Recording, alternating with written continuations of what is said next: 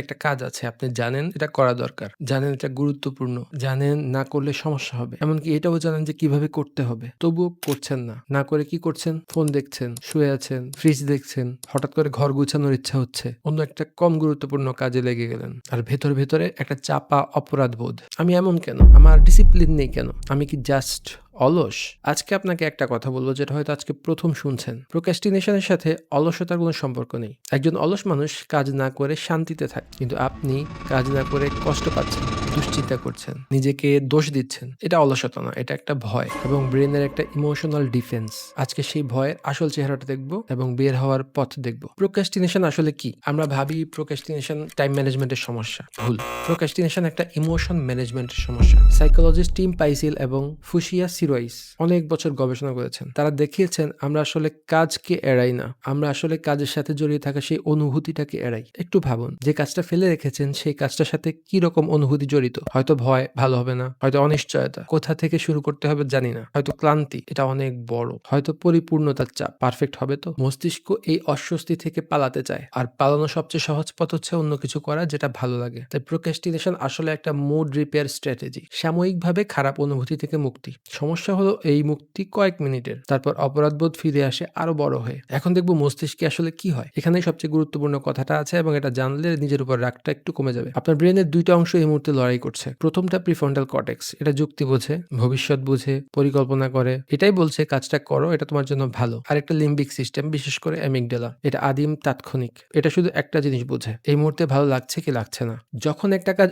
অস্বস্তি তৈরি করে, লিম্বিক সিস্টেম এটাকে হুমকি হিসেবে দেখে, ঠিক যেমন আগে মানুষ বিপদকে দেখতো। আর এই লড়াইয়ে বেশিরভাগ সময় লিম্বিক সিস্টেমে জেতে, কারণ এটা পুরনো, দ্রুত এবং শক্তিশালী। আর প্রিফ্রন্টাল কর্টেক্স নতুন, ধীর এবং সহজেই ক্লান্ত হয়ে যায়। তাই যখন আপনি কাজ ফেলে ফোন তুলছেন, এটা আপনার উইল পাওয়ারের সমস্যা না, সেটা একটা পুরনো সার্ভাইভাল সিস্টেম জিতে যাচ্ছে একটা নতুন ক্লান্ত সিস্টেমের বিরুদ্ধে। আপনি দুর্বল না, আপনি একটা অসম যুদ্ধে আছেন, আর এই যুদ্ধটা বোঝা মানেই যে তার নতুন কৌশল পাওয়া। আসেন এখন দেখি প্রোক্রাস্টিনেশনের খরচটা কোথায়। প্রোক্রাস্টিনেশন একটা লুপ তৈরি করে যেটা নিজেই নিজেকে বাড়ায়। প্রথম কস্ট, অপরাধবোধ জমা হয়। কাজ ফেলে রাখলে সাময়িক স্বস্তি, কিন্তু একটা অপরাধবোধ জমতে থাকে, আর সেই অপরাধবোধ নিজেই একটা খারাপ অনুভূতি, যেটা থেকে আবার পালাতে ইচ্ছে করে, আবার প্রোক্রাস্টিনেট করতে ইচ্ছে করে। দেখলেন লুপ। সেকেন্ড কস্ট হলো কাজটা মাথার মধ্যে বোঝা হয়ে থাকে। সাইকোলজিতে একটা কনসেপ্ট আছে, জিগার্নিক ইফেক্ট। অসমাপ্ত কাজ মস্তিষ্কের মধ্যে একটা খোলা ট্যাব হিসেবে চলতে থাকে, ব্যাকগ্রাউন্ডে শক্তি খরচ করতে থাকে। তাই প্রোক্রাস্টিনেট করা কাজ আপনাকে বিশ্রামেও বিশ্রাম নিতে দেয় না।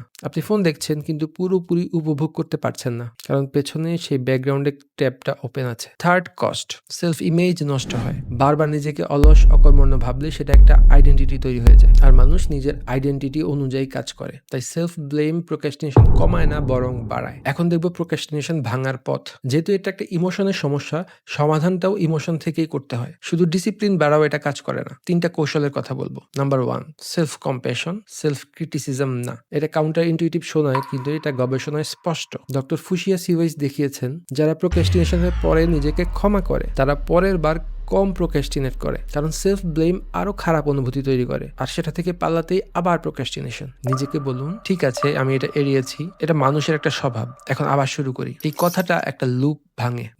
2 মিনিট রুলস। মস্তিষ্ক পুরো কাজটাকে একটা হুমকি হিসেবে দেখে, তাই হুমকিটা ছোট করে দিন। নিজেকে বলুন জাস্ট 2 মিনিট করবো, তারপর আমি থামবো। 2 মিনিট অ্যামিগডালার কাছে হুমকি না, তাই সে বাধা দেয় না। আর মজার ব্যাপার হচ্ছে, একবার শুরু করলে চালিয়ে যাওয়া অনেক সহজ হয়ে যায়, কারণ শুরু করাটাই ছিল সবচেয়ে বড় কঠিন। জিগার্নিক ইফেক্ট তখন আপনার নিজের পক্ষে কাজ করে। শুরু হওয়া কাজ মস্তিষ্ক শেষ করতে চায়। 3, অনুভূতিটার নাম দিন। কাজ এড়াচ্ছেন, থামুন, জিজ্ঞেস করুন এই কাজটার কোন অংশটা আমাকে অস্বস্তি দিচ্ছে। ভয়, বিভ্রান্তি, পারফেকশনের চাপ। নাম দিলেই অনুভূতিটা ছোট হয়, তখন প্রবলেমটা সলভ করা যায়। যদি মনে হয় ভালো হবে না, তখন নিজেকে মনে করান ফার্স্ট ড্রাফট ভালো না হওয়াটাই স্বাভাবিক। যদি বিভ্রান্তি হয় যে কোথা থেকে শুরু করব, তখন প্ল্যান করে শুধু ফার্স্ট স্টেপটাকে বের করুন। অস্বস্তিটাকে চিনলে সেটা আর অদৃশ্য শত্রু থাকে না। কাজকে ফেলে রাখবেন না, কারণ আমাদের হাতে শুধু আজকের দিনটাই আছে। সাথে সাথে নিজের প্রতি কঠোর হওয়া যাবে না। এই দুটোকে কম্বাইন করতে হবে, এই দুটো একসাথে। কাজ ফেলে রেখো না, কিন্তু যদি ফেলে রেখেছিলে এমন হয়, নিজেকে ক্ষমা করো, আবার করো। এটাই প্রোক্রাস্টিনেশনের সবচেয়ে সুন্দর সমাধান। এখন একটাই কাজ করুন, যে কাজটা অনেকদিন ধরে ফেলে রেখেছিলেন সেটার কথা ভাবুন। এখন নিজেকে জিজ্ঞেস করুন, এটা আমি কেন ফেলে রাখছি? কোন অনুভূতিটা এটার সাথে জড়িত? ভয়, অনিশ্চয়তা নাকি পারফেকশন এর চাপ? আজকে শুধু নাম দিন। তারপর সেই কাজটার ১ম ২ মিনিটের স্টেপটাকে বের করুন। শুধু ২ মিনিট, আর বেশি না। দেখুন কি হয়। সোল ওয়েলনেস এ আমরা সেই জায়গাগুলো নিয়ে কথা বলি যেখানে মানুষ নিজেকে ভুলভাবে চেনে। পরের ভিডিওতে দেখা হবে। ভালো থাকুন এবং নিজের সাথে একটু কোমল হন।